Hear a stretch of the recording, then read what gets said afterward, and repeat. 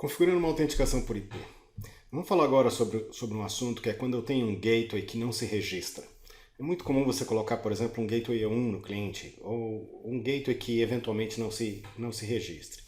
Quando um gateway não é capaz de se autenticar no sistema, ou é um gateway, por exemplo, de E1 que tem 30 portas, você não vai criar um registro para cada porta, você pode trabalhar com o que nós chamamos de autenticação por IP.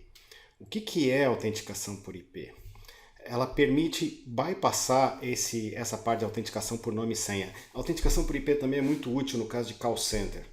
Por exemplo, o call center vai mandar lá 100 chamadas por segundo. Se eu autenticar todas as chamadas, o que acontece? Eu vou mandar um challenge para o call center para cada chamada que vem, para ele mandar a senha. Isso faz com que eu tenha o dobro do tráfego. Então, no caso de tráfego de alto volume, pode ser interessante configurar uma autenticação por IP, ou seja, autorizar aquele IP de forma que a gente não precise fazer mais nenhuma... que o sistema não precise pedir por um nome e senha para aquela chamada.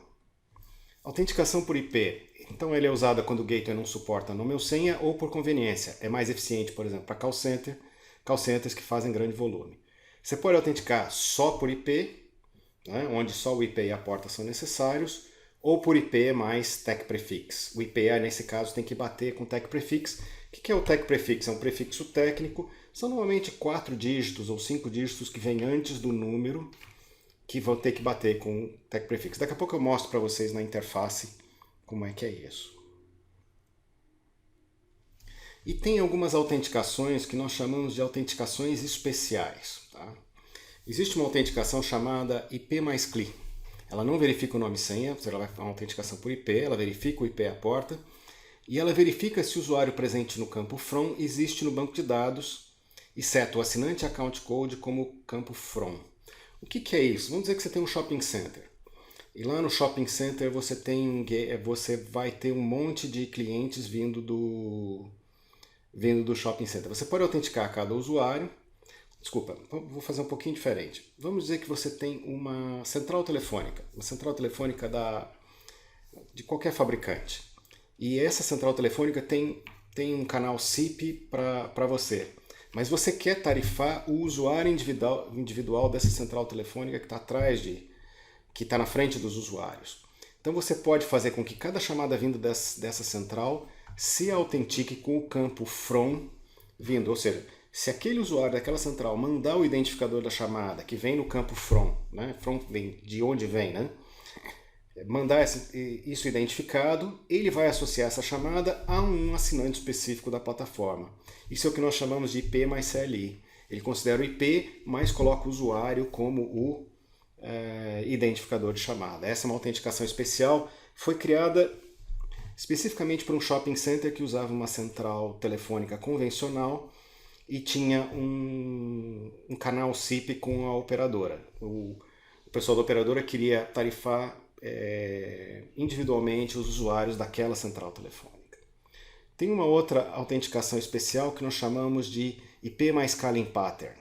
IP mais um padrão na chamada. É usado em caso de autenticação por ramal. Ele permite associar um ramal a um usuário. Então ele verifica o número discado contra o ANI, e o campo from recebe o número de A, e lá no ANI ele coloca o número de A também, ou seja, no número discado, ele põe na frente o número de ANI. É semelhante ao TEC prefix. Se o ANI é igual ao TEC prefix, ele substitui o from pelo account code. Esse é um caso que foi usado em algumas STFC para fazer da seguinte maneira. Eu recebo um ramal, tipo 8580, né? Aí eu ponho 8580 no from e 8580 no número discado.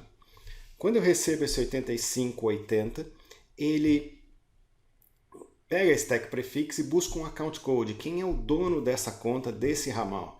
E aí associa essa conta a um account code específico e envia para frente. Ou seja, o assinante pode ser 4833328580, ou seja, ele expande o número completamente e envia para frente. Com isso, o administrador consegue associar um usuário, às vezes um ramal de um lado, com um assinante completo, por exemplo, no STFC.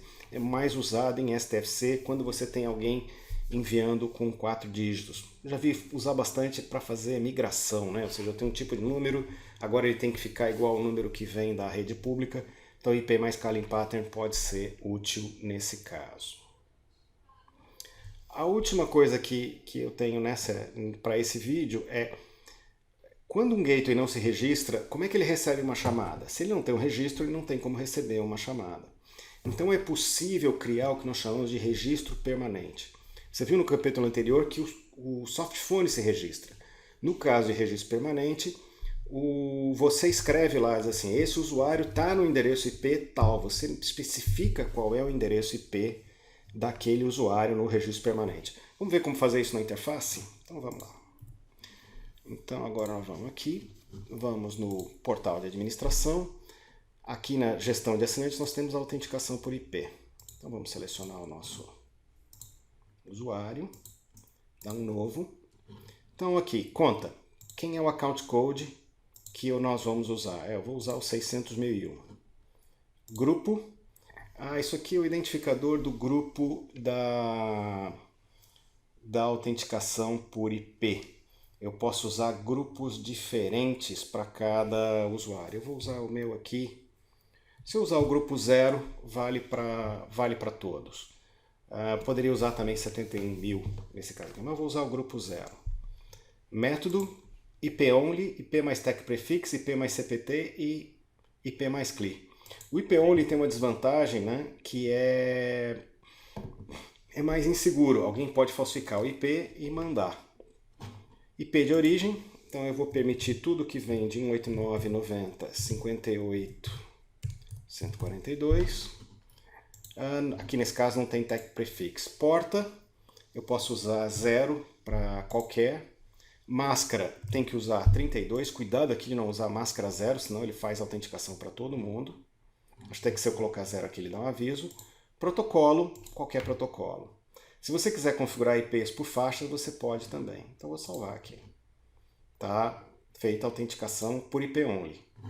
Se eu fosse fazer IP mais tech prefix, eu teria que botar aqui IP mais tech prefix e aí preencher, por exemplo, 5555 quadrado, ou seja, tudo que vier com 555 quadrado desse IP está associado ao usuário 600.000. O bacana disso é que você pode criar um novo registro, grupo 0, IP mais tech prefix, e vamos colocar aqui 5554, e aqui eu vou associar isso aqui a outro usuário, ao 600.001. IP de origem, 189.90.58.100, vou usar 142, vou usar 138 para os dois, tá? Porta 0, máscara 32. Salvar. Deixa eu dar um buscar de novo aqui. Deixa eu trocar esse endereço. Vou botar aqui. 138. Nesse caso, eu tenho dois usuários vindo do mesmo IP com tag prefix diferentes sendo associados a dois usuários. Isso é muito útil quando você está numa operação de atacado, por exemplo, e tem um cliente que você vai vender dois tipos de tráfego para ele. Então ele pode mandar com dois tag prefix diferentes quando ele quer usar, por exemplo, o tráfego econômico e o tráfego da classe premium, por exemplo.